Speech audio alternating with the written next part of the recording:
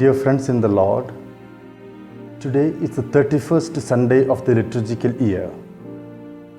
The main themes of today's readings are law of God and love.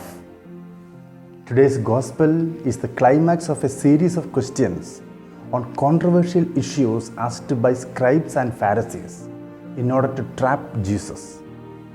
This was to eliminate him from their midst. The last question they ask is about the law.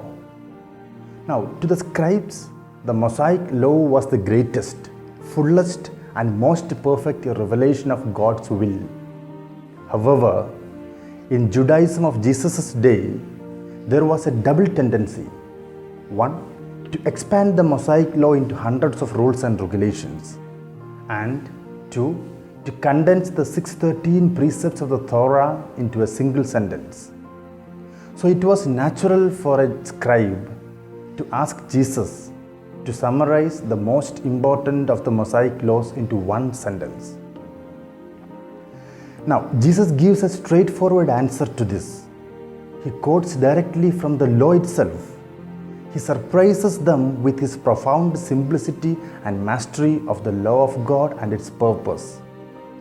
He cites the very first sentence of the Jewish Shema prayer.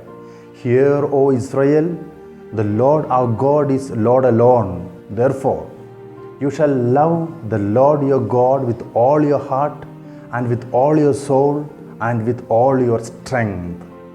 This is Deuteronomy 6:4. Then Jesus adds its complementary law.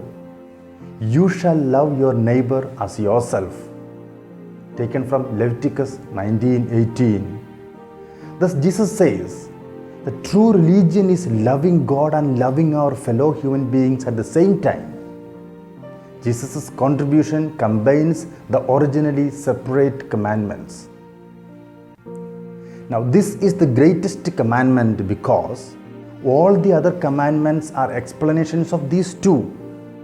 The first three commandments of the 10 instruct us to reverence God, His holy name and His holy day. The remaining commandments ask us to respect our parents and to respect the life, honor, property and good name of others.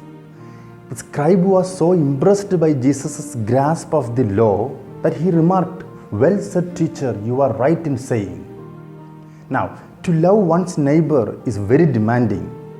It was very hard for the Jews of Jesus' time because only a fellow Jew obeying the Mosaic law was considered their neighbor.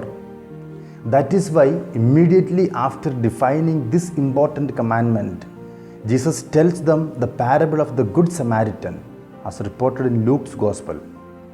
Jesus wants to teach his listeners that everyone in need is their neighbor. We are asked to love our neighbor as ourselves. When we try to practice this, we find there is a flaw.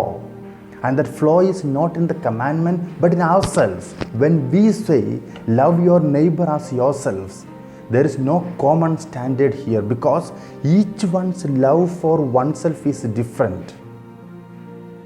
The solution lies in the new commandment that Jesus will give to his disciples as he enters into his passion.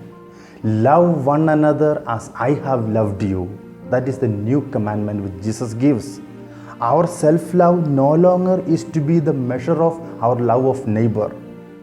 The standard is no longer to be subjective but objective. We have now one standard, Jesus' love. Love one another as I have loved you. Love for our neighbor is a matter of deeds and not of feelings. When we try to live like Jesus lived, when we try to love like Jesus loved, it's very demanding. How do I put into practice this twofold love, love of God and love of neighbor?